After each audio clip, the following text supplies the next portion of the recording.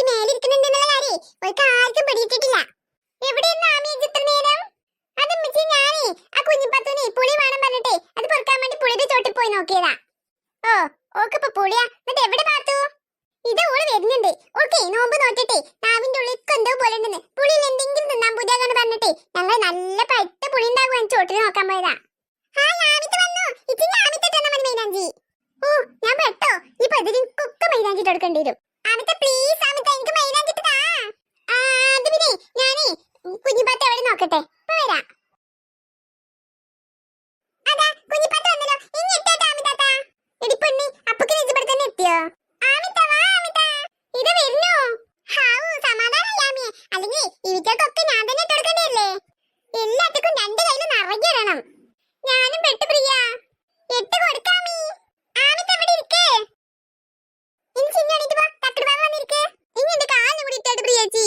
കാലിലേക്ക് പിന്നടാ, ആദ്യം എല്ലാവർക്കും കൈ തന്നിട്ട് എടുക്കട്ടോ കേട്ടോ. എണീറ്റ് പോഞ്ഞു. എടി പെണ്ണി ആ പുളിയൊക്കെ പാട് തിന്നണ്ടോ. പുളി തിന്നാനേ നല്ല രസമുണ്ട് അമ്മായിയെ. പുളി തിന്നാനേ നല്ല രസമൊക്കെ ഉണ്ടാവും. പിന്നെ ഇജ്ജി നാളെ കക്കൂസം നീച്ചൂല പെരുന്നാളായിട്ട്. കുഞ്ഞിപ്പത്തു വേണ്ടട്ടോ. പിന്നെ ഞങ്ങൾക്ക് കൊന്നേ ബാത്റൂം ഒഴിവുണ്ടാവൂല കുളിക്കാൻ കയറാന്. ഇജ്ജ ബാത്റൂമിന്റെ ഉള്ളിൽ തന്നെ കുത്തിരുന്നാലേ ഞങ്ങളൊക്കെ ഇങ്ങനെ പെരുന്നാൾക്ക് പുതിയ ഡ്രസ്സൊക്കെ ഇടെ കുളിച്ച് മാറ്റിയിട്ട്.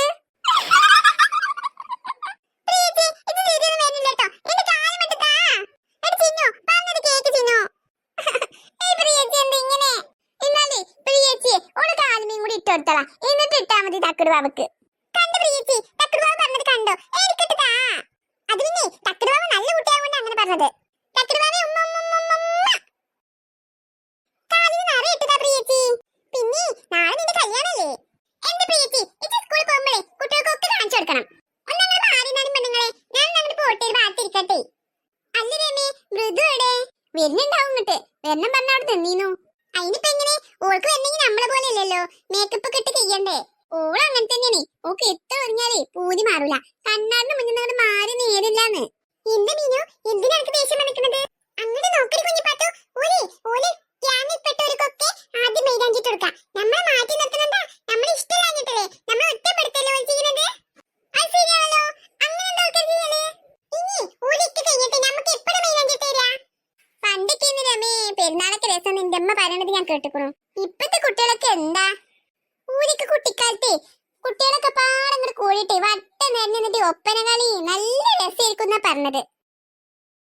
എന്നിട്ട് മീൻ നമ്മൾ എന്ത് ചെയ്യേണ്ടത്?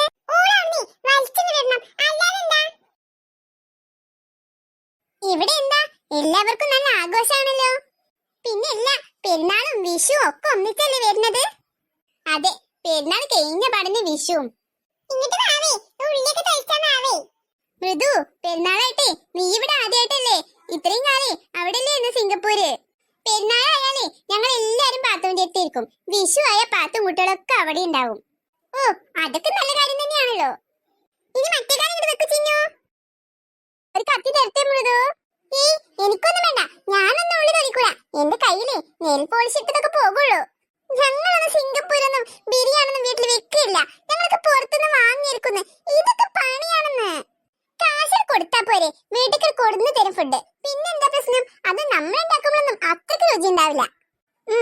രുചിയൊന്നും ഉണ്ടാവൂല നമ്മൾ ഉണ്ടാക്കുന്നത് പോലെ അത്രേ. പക്ഷേ നമ്മുടെ ശരീരത്തിന് ഹാനികരാണ് അതൊക്കെ, അതറിയോ?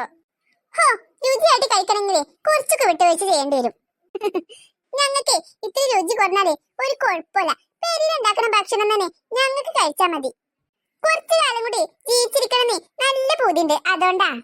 എന്നാ പിന്നെ നിങ്ങളെ ഒറ്റക്കട ഇന്ന് ഉള്ളി കഴിച്ചോ. എന്നെ അത് വിളിക്കണ്ട, എനിക്കതൊന്നും ഇഷ്ടമല്ല. എന്റെ മൃദു നിന്നോട് വെറുതെ ചോദിച്ചതാ.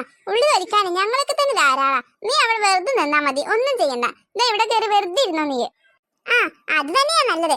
ഞാനീ ഇരിക്കുന്നൊന്നുമില്ല, എന്റെ ചളിയിലൊക്കെ ചളിയാവുള്ളൂ. ഞാൻ ഇവിടെ നിന്നോളാം. ഇതെന്താ മീനും ചക്കിയൊക്കെ വെറുതെ നിക്കണേ മൈലാഞ്ചി ഇടാതെ? നിങ്ങൾക്കാരും മൈലാഞ്ചി ഇട്ട് തന്നില്ലേ? അതിന് ഞങ്ങൾക്കാരാ മൈലാഞ്ചി ഇട്ട് തരുന്നത്? അവരൊക്കെ അവരുടെ ആൾക്കാരെ മൈലാഞ്ചി ഇട്ട് കൊടുക്കണത്.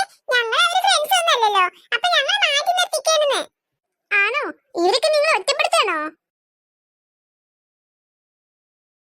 ഇതാ ഈ തക്കർവാണി മമ്മി എവിടേക്കാ കുത്തിരുന്നത്? ഇവിടെ ഞങ്ങളുടെ പിന്നിലായിരുന്നു. ഞാനോ? നീ ഞങ്ങളുടെ ബാക്കിലല്ലേ നിന്നത്? പിന്നെ ഞാൻ ഇവിടെ എത്തി.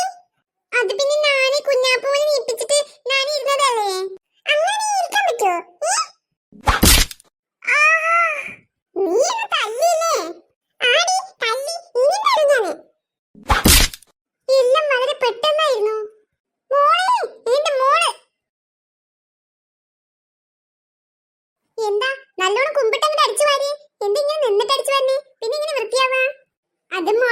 അടിച്ചുവാരല് കഴിഞ്ഞതാ.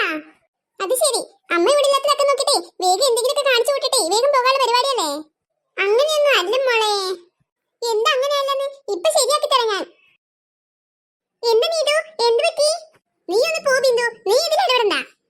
മോളൊന്ന് പറഞ്ഞ് മനസ്സിലാക്കും മോളെ, ഞാൻ നേരെ തന്നെയെല്ലാം ചെയ്തത്. ചേച്ചി വിഷമിക്കണ്ട, അവളെ വെറുതെ ഓരോന്നും പറയുന്നതാ. ആര് പറഞ്ഞു ഞാൻ വെറുതെ പറയുന്നതാണെന്ന്? നിനക്കെങ്ങനെ മനസ്സിലാവത്? ഇപ്പൊ ശരിയാക്കി തരാം ഞാൻ.